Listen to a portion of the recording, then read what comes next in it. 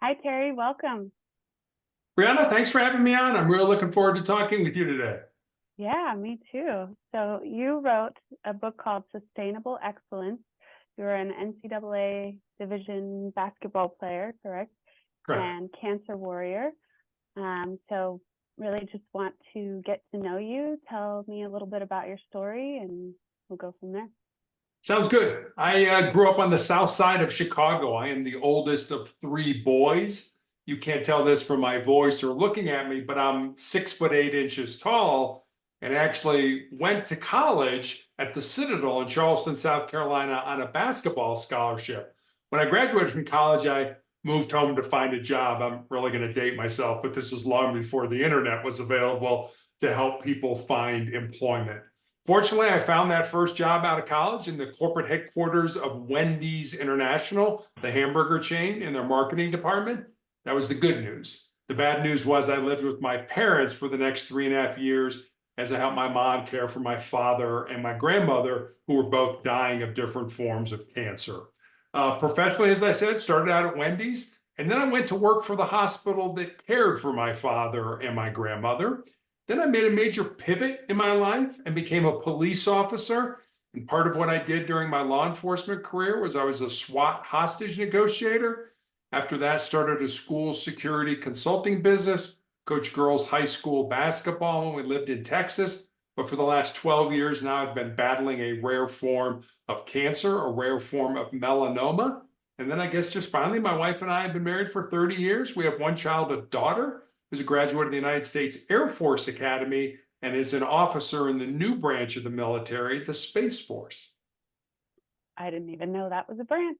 Yeah, Wow. new, like probably within the last 5 years or so. Wow. That's amazing. What an amazing journey you've had. Um, so it's interesting that you worked with Wendy's. I also have a background in restaurant chains. Island, that's a California chain, and Baker's Drive-Through, also a California chain. I was Nice. their controller. Oh, very Yeah, nice. So you yeah, understand the restaurant business. yes, yes, and the corporate part, and Yep. yeah, yeah. So how did you pivot from you were working at the hospital where your dad and grandmother were cared for? I mean, how did that kind of happen?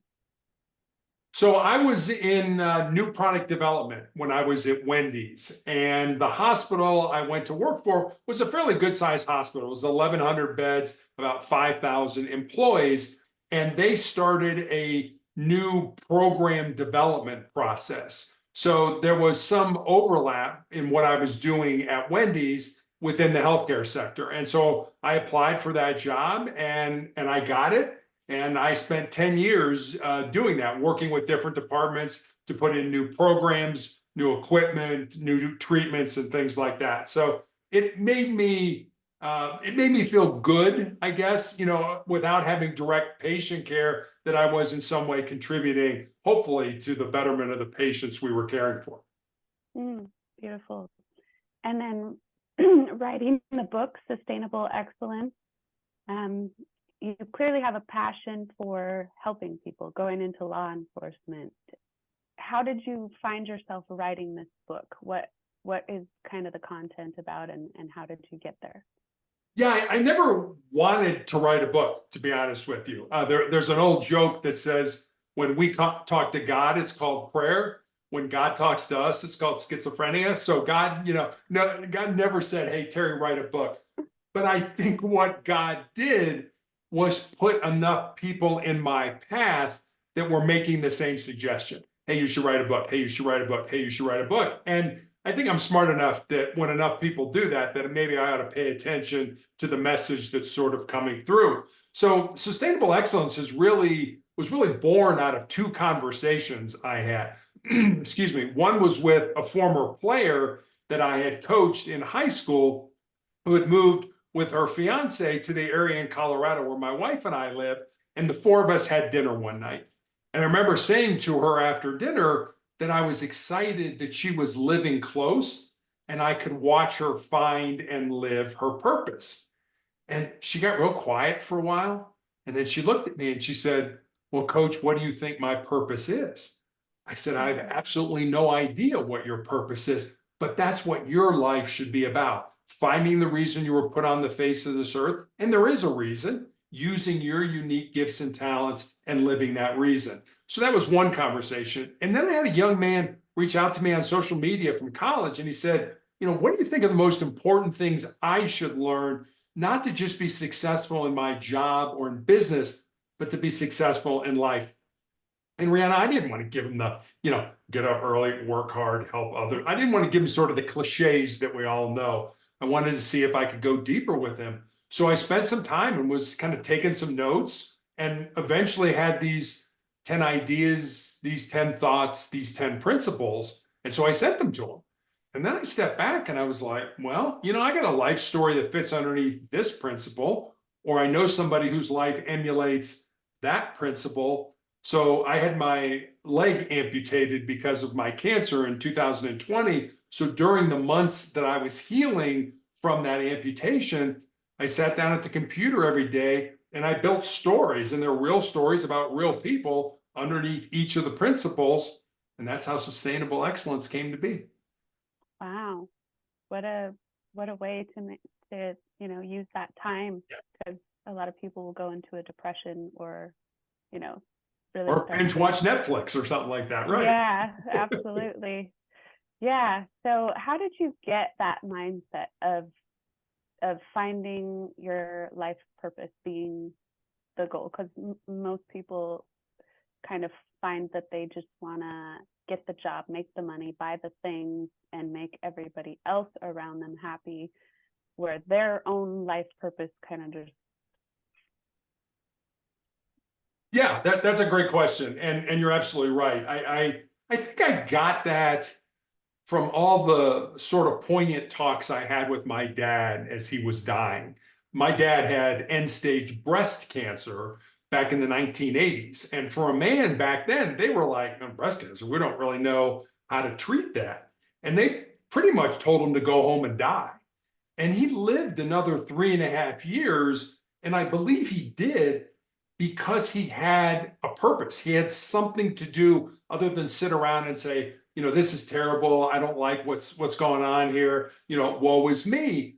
He was in real estate, and he actually worked up till 2 weeks before he died. And I sort of tucked that in the back of my mind and said that, when it's my turn, I've got to have a purpose. I've got to have something to do other than think how horrible this plight is. And that's really kind of what I've been doing since I've had cancer. I do things that keep me occupied, that keep me busy. I am still treated for tumors I have in my lungs every 3 weeks for the entire week. So I get 2 weeks off, and I just had a round of treatment last week. So having a purpose is talking to nice people like you on podcasts, or writing books, or writing a blog, or giving a talk to people and things like that. It gives me something to focus on that isn't my cancer journey. Yeah, absolutely. So that treatment, what is that like every 3 weeks? It sucks, for lack of a better word, but you learn to embrace the suck, for lack of a better term. I am on a drug now for these tumors that I have in my lungs that does nothing to the cancer, but the way cancer proliferates in the body is that it secretes an enzyme, a protein that hides itself from your own immune system. And what this drug does is go in and remove that protein, remove that enzyme, so that my own immune system, just like if you had a cold virus or a flu virus, could say, hey, wait a minute, this doesn't belong here. We need to go attack it. So it's really, with the help of this drug, my immune system that is fighting my cancer. It's not like a chemotherapy that goes in and just destroys fast-growing cells. So yeah, it destroys cancer, but it also destroys your intestines and your stomach, and why you lose your hair and all those things like that. This is a much more targeted approach, but I have a very bad reaction. Every day when I get it, I shake very violently. It looks like I'm freezing, but I'm not cold. I get nauseous, I throw up, I have a headache and a fever and all this kind of fun stuff. But it's, I think that's one thing I learned from playing sports, and for me, it was team sports. Started playing basketball when I was 9 years old and played all the way up until I graduated from college. And I think one of the things that team sports taught me was the importance of being part of something that's bigger than yourself.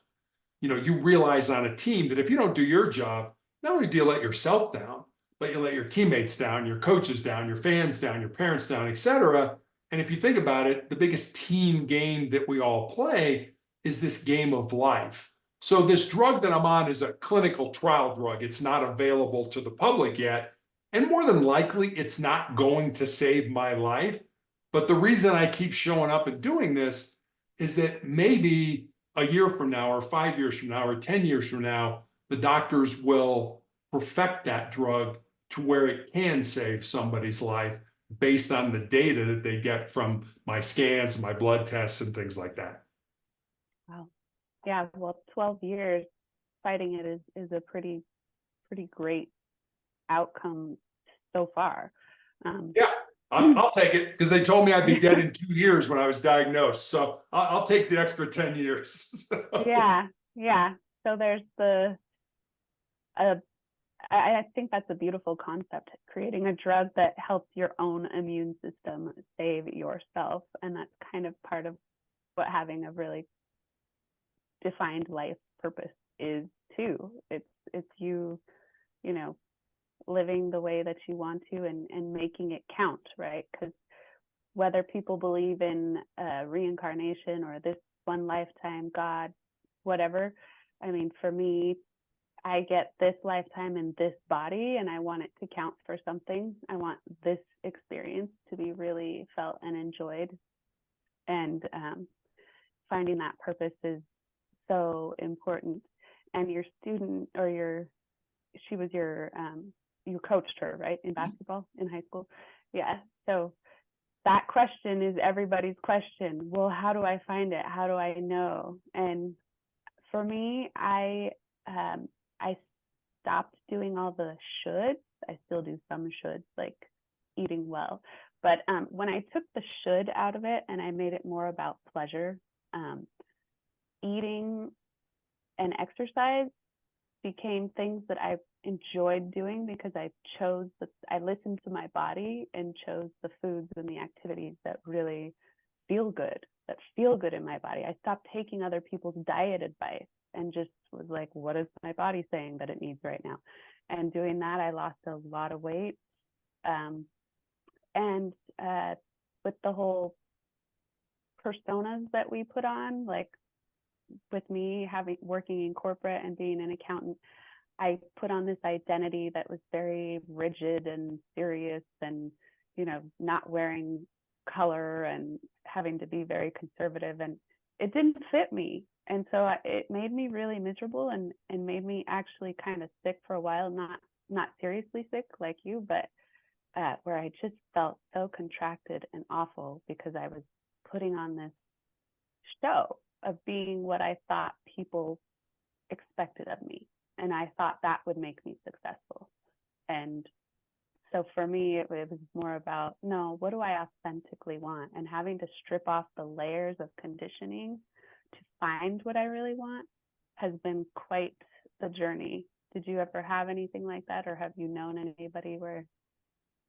Yeah, I did. And that's a great point. I mean, if you saw, you're seeing me from my chest up, but I have scars all over my body. I spent 5 years on a drug called interferon, where I would take a weekly injection. So my abdomen, my love handles are all scar tissue. Where my leg was amputated is scarred. I had all the lymph nodes in my groin taken out. So I mean, if you looked at my body, you would say, I mean, it's ugly. But on the other hand, I've earned those scars. I've earned that ugliness, and I'm actually kind of proud of it. I mean, it's I'm not going to make the cover of Playgirl magazine or anything like that, but at the same time, I went through hell. Winston Churchill, the former prime minister of Great Britain during World War II, used to say, if you're going through hell, keep going. And that was, I love that quote. And I really have saying, okay, this is ugly, but it's taught me a lesson, and it's taught me how much more I am than just my physical body. You know, we all seem to think, not all, but a lot of people seem to think that we're born empty. And that when we get out of school and get into life, whatever that looks like for us, that then our job is to fill our empty self up. You know, we've got to get that great job and make a lot of money and drive the nicest car and have the nicest house and, you know, have all the latest gadgets and gizmos. But what I found is it's just the opposite. We're not born empty. We're born full. We're born with everything we need to be successful, however you determine that in your life, already inside of us. We just need to find those qualities and pull them out and use them for ourselves. So our job in life should not be to fill ourselves up.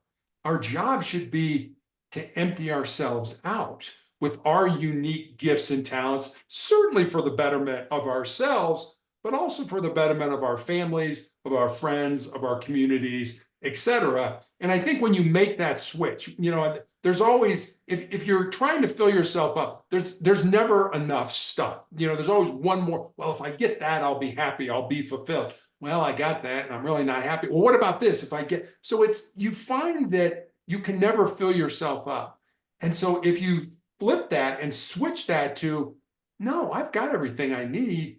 Now it's just about emptying myself out. Now you're making a difference. You're helping other people find their difference, their purpose in life. Absolutely. I love that. To empty yourself out. You're already whole. You're already full.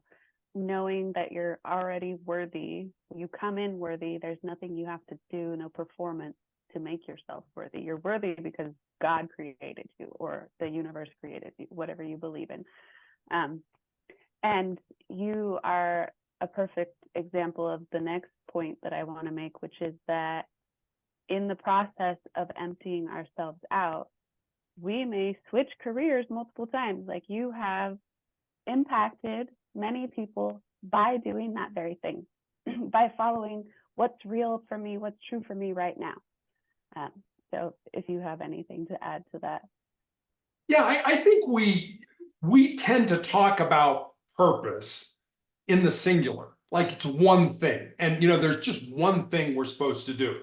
And I can't speak for other people, but in my life, I think purpose is plural. It's purposes. It's things that I felt, you know, when I was younger, it was to be an athlete. I ate, drank, and slept basketball. I mean, I really, it was I knew it was my purpose. I knew I was supposed to do that at that certain point in time. And then as I got into adulthood and I wanted to follow in my grandfather's footsteps and be a police officer, that that was my purpose during that time.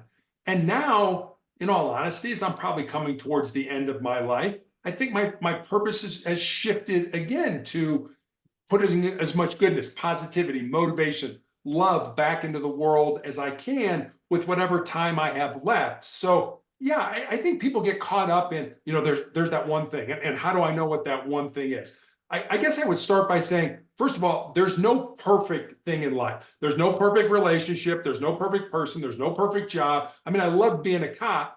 I hated spending 12 hours standing on a traffic post in the hot sun during, you know, a parade or something during the summer. So no, I didn't like that part of it, but overall, I liked being in law enforcement. So understand that there's no perfect thing. And I love the story that Jesse Itzler talks about when he describes his wife. His wife is Sarah Blakely, who started the company Spanx, which is a woman's undergarment company. And he says, you know, when she started that company, she had one prototype and $5,000. That's it. That's all she had. And her job had been a door-to-door fax salesperson. I mean, I don't even know if we use fax anymore, you know, but that's what her job was.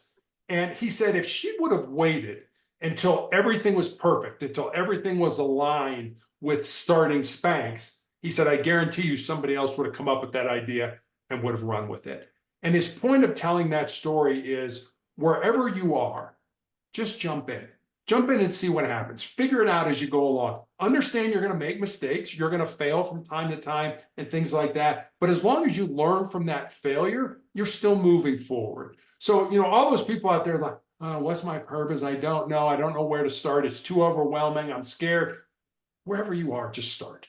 Just jump in. Understand you're gonna mess up. You're gonna make mistakes, and that's okay. That's part of learning. And the last thing I'll say about this is this: we tend to think that, whatever we're trying to get to, whatever we're aspiring to do, that once we get there, that's what our life will be. Once I get that, or once I have that $1 million home, or once I make that, $1 million job, or all that kind of thing. What we fail to understand is that our life is everything in between where we are now and getting to that point. All the mistakes, all the trials, all the triumphs, everything that went right, everything that went wrong. That's life. It's not what you get. It's not the destination. It's the journey. And you've heard that, and so has everybody else. Yeah. But it really is that journey of life. It's not where you get. It's the time you spend getting there. Absolutely. Yeah. The daily little moments of life is the life.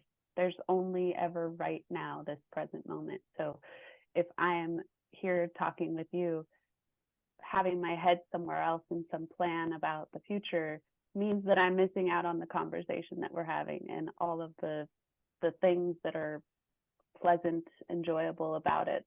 And even the learning, or even things that might be unpleasant, just be present for that. There's something there in all of that. Another example is the Dyson vacuum. There were 5,000 prototype failures and kept going, right? And those mistakes are so, like, for me, just learning about myself, just allowing myself to unfold and be revealed to me is magic every day, because it's surprising what's in there.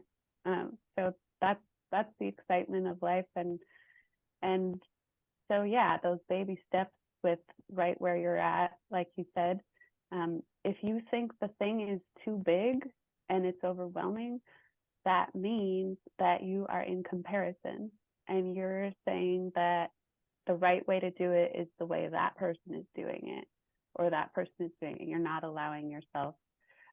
Marianne Williamson has that quote that our greatest fear is to be what we really, how powerful we are, instead of, to shine too brightly. We're afraid of that, not necessarily our darkness and our failures. And so when we hold ourselves back with all these stories about, it's so easy to get into distraction and just watch Netflix, or just because we do have conditioning in our society that wants us to stay small. Many of us are raised in families where they were told stories about being too much, wanting too much is bad, and you should just shrink yourself and go do what I did and follow my path. And so people who have been raised that way have the unique challenge of overcoming those stories.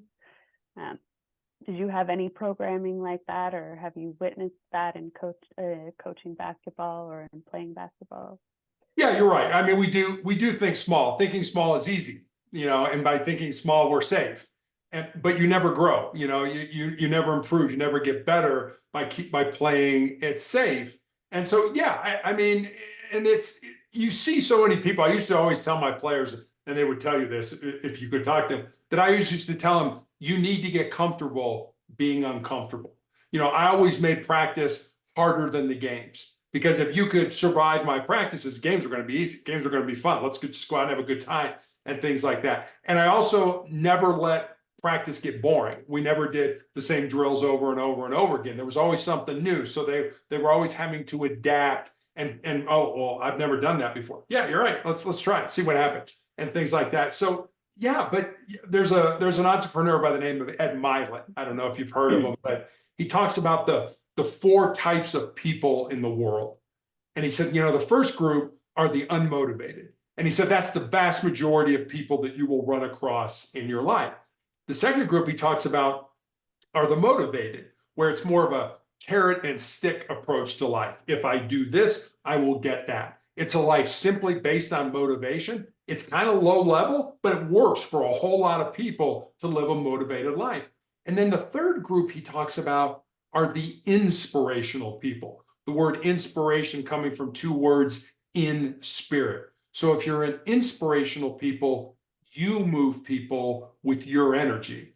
And then the last group he talks about are the aspirational people, where people aspire to be like you.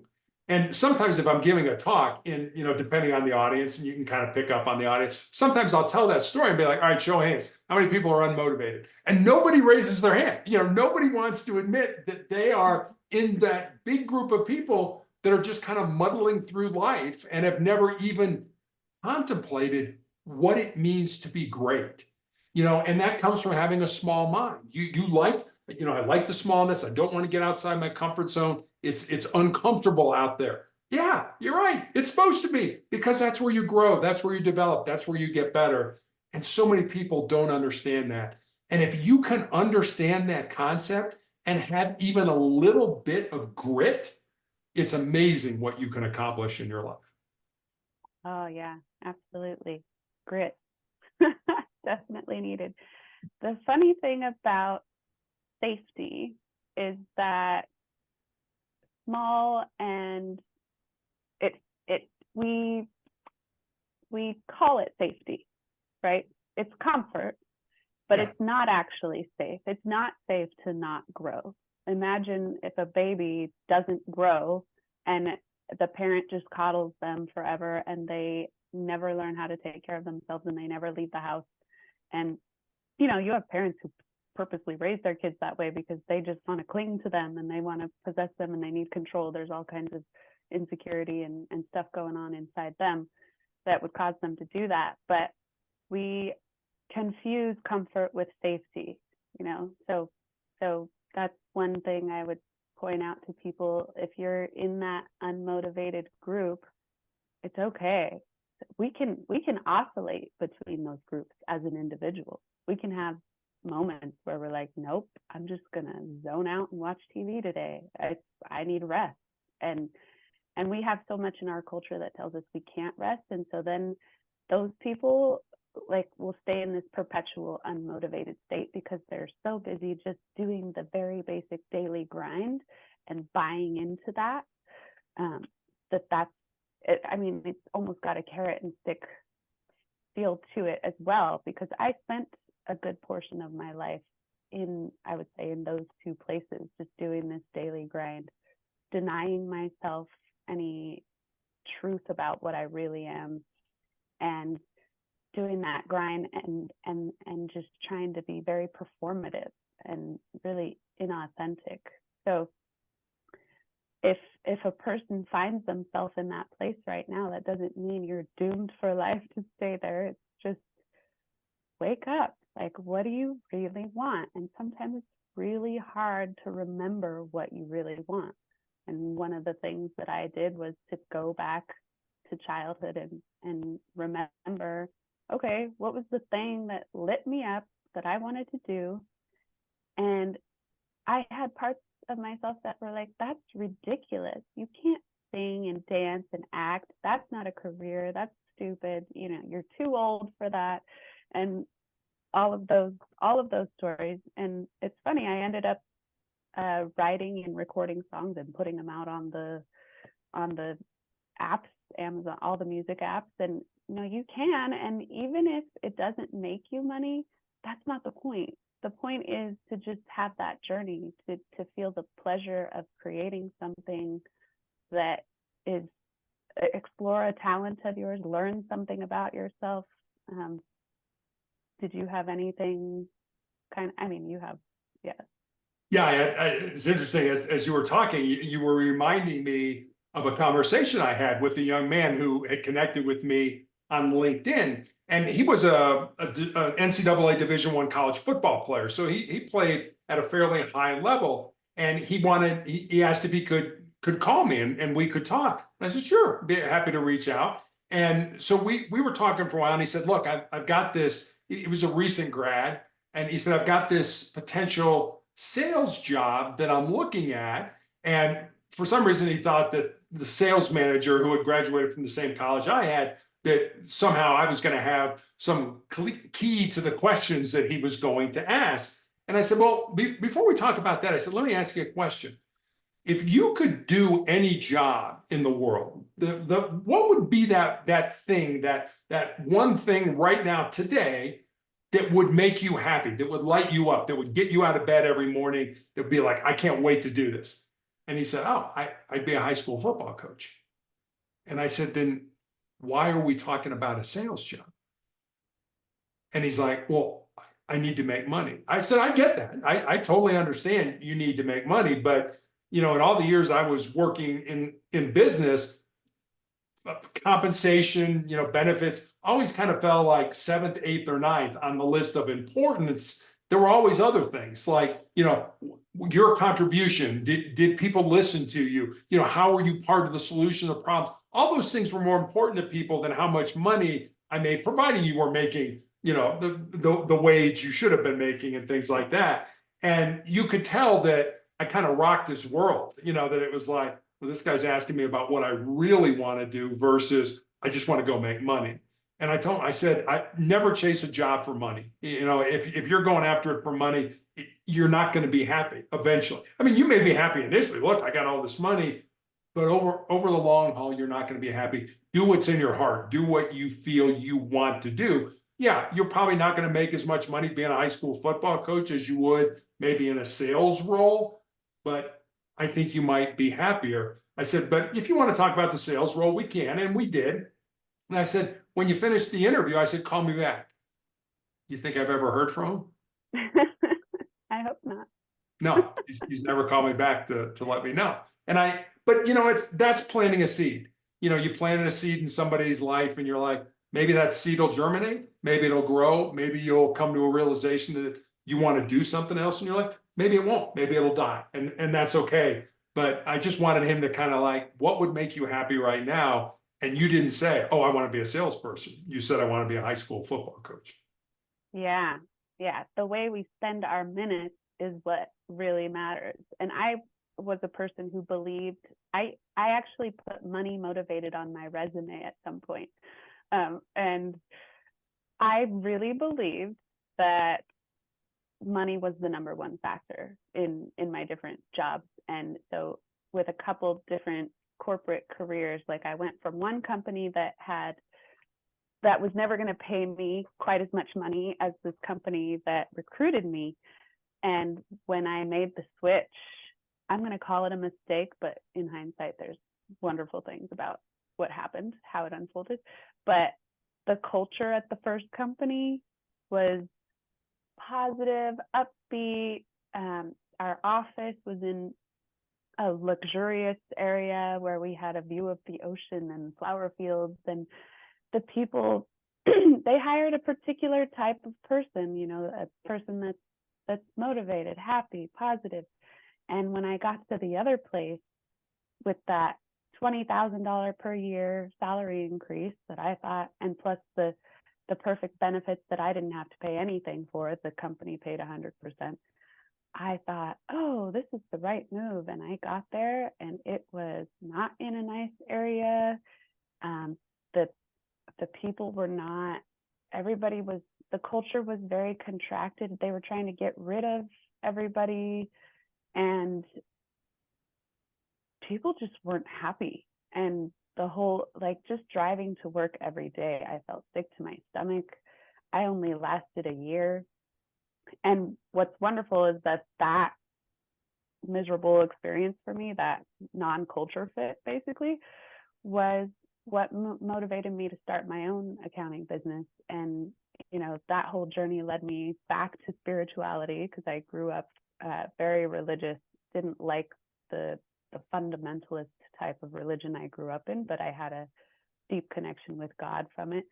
And when I left that church as a teen, I thought that I would try being an atheist to kind of deprogram myself.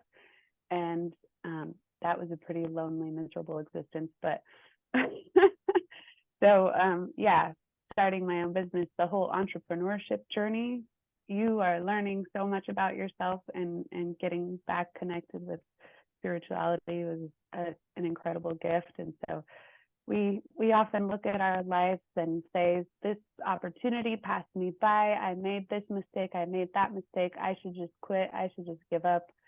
I always do the wrong thing. I always make the wrong decisions, but you're always on the right path. You're always being led to the next most beautiful thing if you're willing to see it and follow the calls. Like you said, you know, you had the people, the conversations that were put in your path that told you to write the book. If we can open our eyes and notice those things, if we can get out of our own head and our own self-critical thoughts, and then we might actually see those nudges or those paths that are laid in front of us. Yeah, sometimes we're our own worst enemy. You know, Yeah. we need to get out of our own way because it's like, man, this is going to be great if you just give it a chance. You know, may not be easy, but it's going to be great. And, you know, it's when you look back on the people you meet. And I think you make such a great point about culture, you know, about having a good culture. And that's, you know, I was listening to a podcast and this individual's CEO of a company, and the moderator asked him, you know, kid getting out of college right now, you know, just kind of starting out in life, what would you recommend? What advice would you give them? And he said two things. He said, number one, don't think you got to have it all figured out just because you graduated from college and you have a college degree. You're not going to have it figured out. And the second thing he said was just what you said, the importance of being in a good culture, of working with good people that care about you, you know, where it's almost a family. He said, you can't put a price on that, no matter how much money you're making or not making. Those two things, don't think you have to have all the answers, and work with good people that make you better. I thought, wow, that's pretty good advice for somebody, you know, just graduating from college. Absolutely. Yeah. The college degree situation, like my dad was telling me, don't get a college degree. That's a waste of money.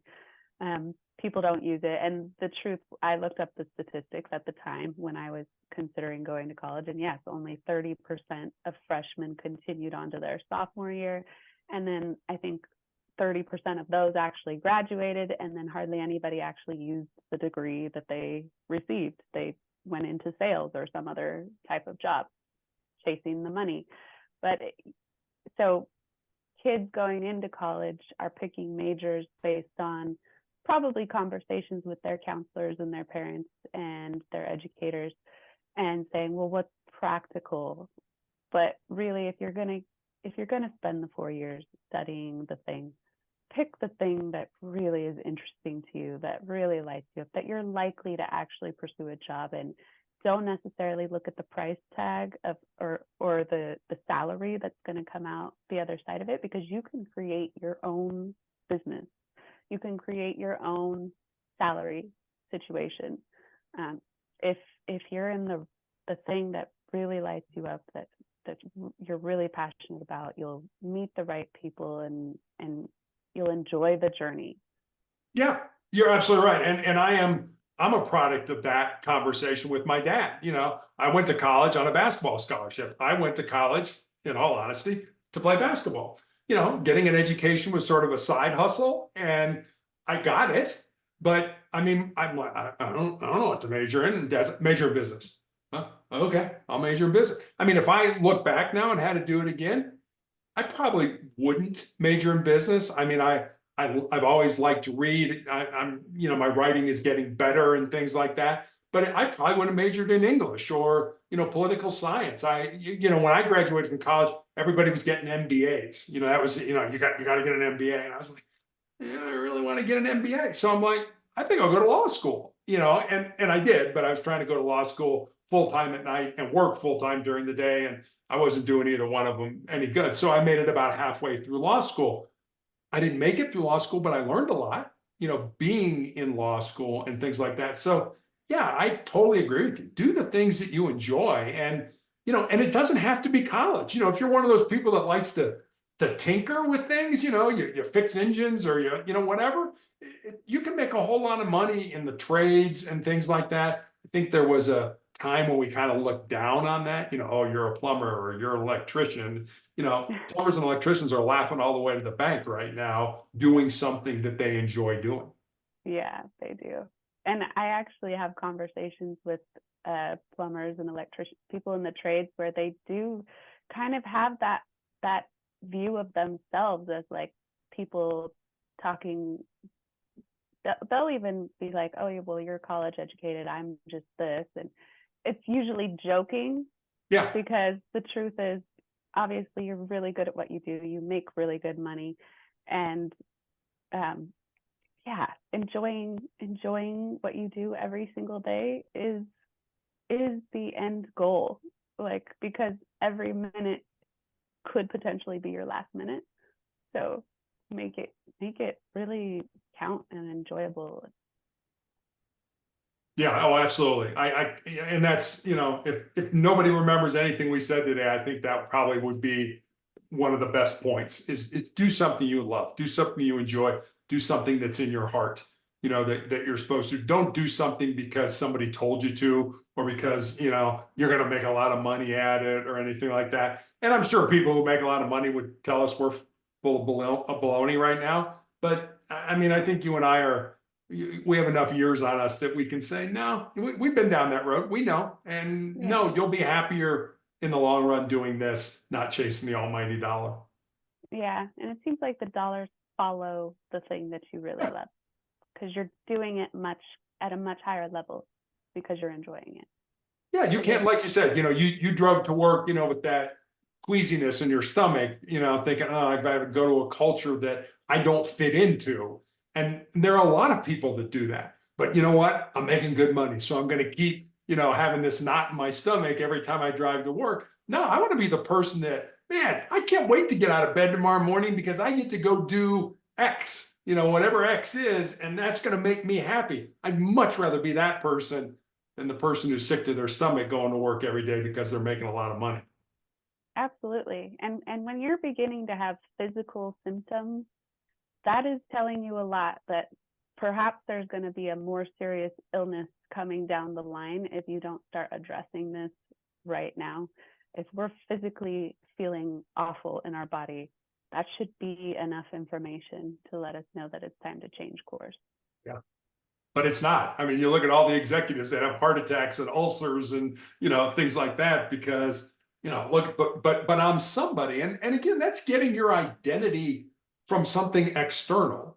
And, I love, I don't know if you've heard this story about Alexander the Great, probably one of the greatest conquerors, certainly one of the greatest megalomaniacs, people who killed probably more people than even Hitler. But there's a story that when he is dying, he calls his counselors, his advisors together, and he said, I want you to carry out my final 3 wishes. The first wish is I want only my doctors to carry my coffin to the grave. The second wish is I want the road to the cemetery paved with gold and silver and precious stones. And then the third wish is that I want my hands hanging out of my coffin. And one of his advisors steps forward and says, forgive me, but you're Alexander the Great. You're the most powerful man in the world. These seem like, my words, not his, kind of goofy wishes. And he said, why did you want these wishes? He said, well, number one, I want my doctors to carry my coffin to the grave because I want people to understand that no doctor cures anything. They only help the body to cure itself. So be very careful of the decisions you make on how you live your life, what you eat, exercise, and things like that. He said, secondly, he said, I spent my entire life accumulating wealth and power and influence, and yet none of that is going with me beyond the grave. I want people to understand that, their life is really, I'm going to be buried in the same area as the pauper who is buried right next to me. So realize that chasing those things is pure folly. And then the last thing he said, I want people to understand that I came into this world empty-handed and I pretty much leave it the same way. So understand that getting things, accumulating wealth and power and influence really doesn't do anything because you can't take it with you when you die.